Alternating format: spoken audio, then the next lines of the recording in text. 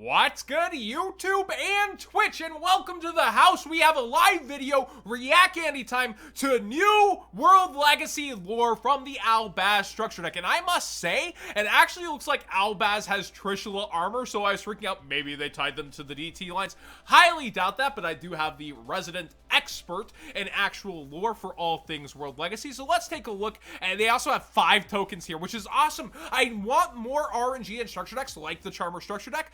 Enough talking, let's go ahead and get into it. So there's 2 traps, 2 fusions, we know that much, but I have no clue what they do going in blind besides that. And first we have Branded Blade, which looks like an epic battle going on between the last Albaz fusion and some dude. Who are those, Kale?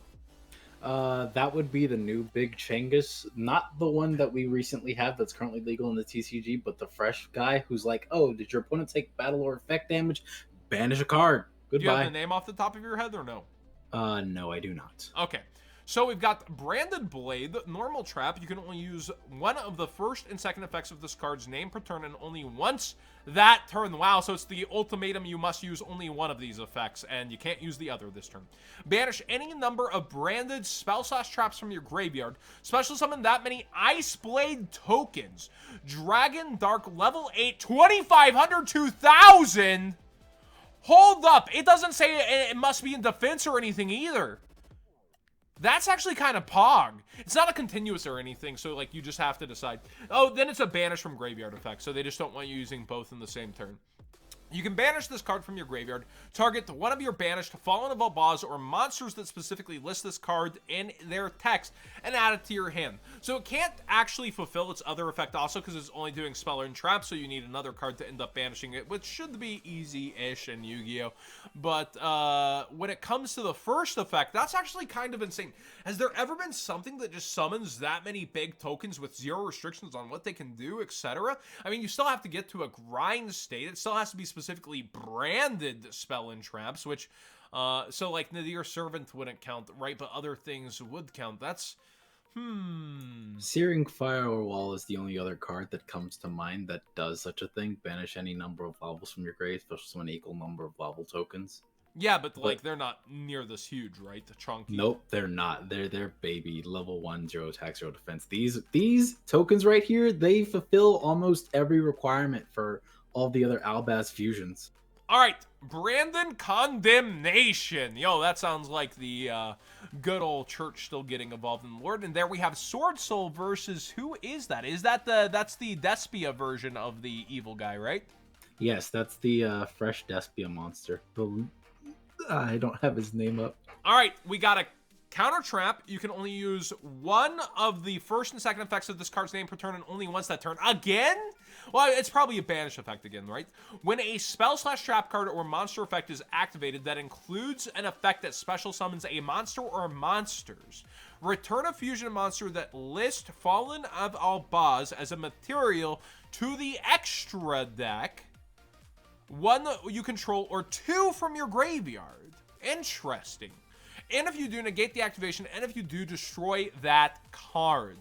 Negate the activation. So it's basically like a Solemn Warning, but doesn't stuff the summon itself. It would have to be a monster effect that then specials. I don't know about that. It's hard to replace Solemn Strike and also have a requirement or warning. You can banish this card from your graveyard, then target a branded spell and trap in your graveyard, except Branded Condemnation added to your hand. So it goes in hand with your other trap you activated, banishing things so you could get free advantage back on top of a counter trap, which is pretty sick. Again, not in the same turn, but you're probably using a counter trap during your opponent's turn. It's okay. I don't think you're going out of your way to play it. The art's freaking sick, but I don't know. Also, you know, they're probably going to censor this a little in the TCG, even though there's nothing dirty there because of what they did to Sword Soul Iris in the TCG. All right, here's what I'm waiting for, the fusions, the big bad boys. This is what makes or break things in this deck. Mirror Jade. Yo, Ice Jades? So this is an Ice Jade power-up? All right. Mirror Jade, the Ice Blade Dragon, a level 8 Dark Worm effect fusion monster, 3,000 attack, 2,500 defense. Wow, I remember that from a certain Blue Eyes White Dragon. Materials, Fallen of Albaz, plus 1 fusion synchro Xyz or Link. Just any of them? Any of them, sure. You can only control 1 Mirror Jade, the Ice Blade Dragon. Okay, how powerful is he? Once per turn, quick effect. You can send a fusion monster that lists Fallen of Albaz as a material from your extra deck to the graveyard. Banish a monster on the field, but this effect cannot be used again next turn? Interesting. So you could use it only during your opponent's turns, or use it during your turn to clear something, but then it can't respond as a quickie. What a balance. You're also sending a fusion, which goes right with the previous card of having 2 fusions in the graveyard if this gets dealt with, to turn it online, or if you used a fusion to go into this fusion. Man, the materials are pretty easy. Fallen of Albaz and anything. So that's also super pulling this with Albaz, right? Like, this is Very huge much. for Albaz himself. This gets him the ability to remove problematic extra deck monsters that don't fall in line with any of his other fusion materials. That's very good. Very, All right, very good. and the final effect, if this face-up fusion summon card leaves the field by your opponent.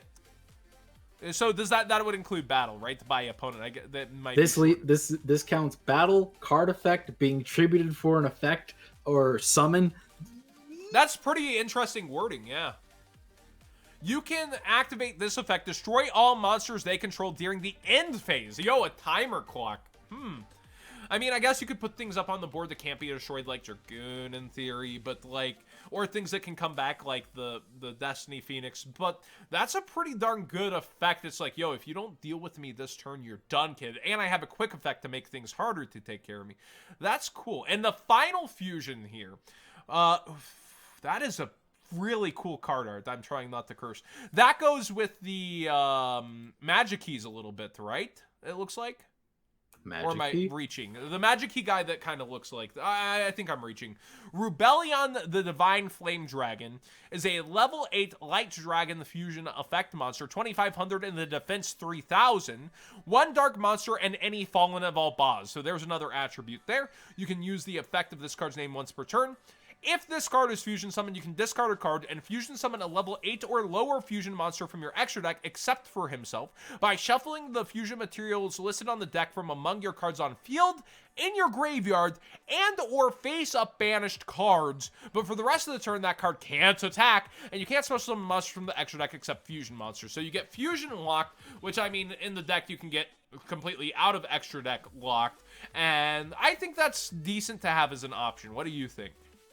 I think that this is absolutely busted, because you can summon this, and then summon Albion the Branded, and then summon a third monster just to make things extra fun. Also, I'm going to actually stretch out the screen a little here so that we can see some card art for these tokens.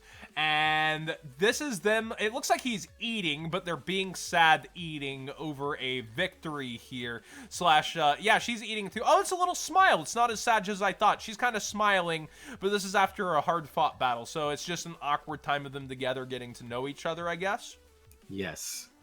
All right, Ecclesia the Exiled is what this is. She's just been banished. Oh, here's the Tri-Brigade sleeve art that's coming up. So it is a token, but this art, oh my gosh, I want these sleeves so stinking bad. And then we have, it looks like Ecclesia as just a young girl doing flowers. And is that Fleur de Lis without armor? That's Fleur de Lis without armor. And there's the also evil assassins church guys in the background. All right, and then we have some... Oh, that's a Luber, right? That is very much quite possibly Luber. Yes. Yeah, looking mad evil. And then we get some reprints in their structure deck, if we get this as a... We are getting this as a structure deck. So we have Lightning Strike Kaiju. We got both the Weaverns. We got Safer, which was supposed to be in the Dragoonity structure, so we may actually see it here. We didn't get the Dragoonity structure. Valor, which we... People joke, oh, you replace it with Valor. Could use a reprint of. Dark Ruler No More again. It would be interesting if this actually continues structure deck cycles, because it's so much money out of the Charmer structure deck. Tikaboo and a D-Barrier. Wow, that's some solid filler cards if they actually transfer that on over. And Keeper of Dragon Magic. What a really cool concept for a structure. And we are confirmed getting this. I'm so used to saying, oh, they could take it away. They could rip it away from us. Over here on the official Yu-Gi-Oh! Website, this is already slated with art on the cover to be coming to us in March. That could get pushed back, of course, as we've seen with a lot of products. But this is an actual product to be excited about, and we should be seeing a lot of these. Any final notes, Kale, as we're about to head out here? I am just so happy for all this. I'm so happy that like Albaz has a counter trap which negates and recycles at the same time. We have a card that just summons a bunch of bloody tokens. It's all very good. Ooh. Yeah, this is really fun, but like in actual practicality, this fusion actually is just making Albaz up there. Maybe, you know, it's been overpriced for a while, but you might want to get your Fallen of Albaz secret rares sooner than later, because like hype actually can send the people, right? Fallen of Albaz to go like, yo, max rarity, and it go out of control, and then we get the other reprint. Right now, oh, the secret's still 15, but we've seen this hit 30-ish multiple times. I might get your max rarity Albaz sooner than later, because I doubt we're going to see a nicer rarity of this unless it's Starlight Rare, which would still put this at mid-max. So using that TCG player link in the description down below, costing you nothing extra to support the channel directly for the cards you'd already be buying, you might want your max rarity Albaz if you're going to be playing this, or just go for the cheap Ultra upgrade, which is mid-rarity as of now. Thanks for watching, everybody. Please subscribe if you haven't already. Give this video a thumbs up if you enjoy the conversation, and let me know what you think in the comment section down below. Besides us geeking out over these, what you think.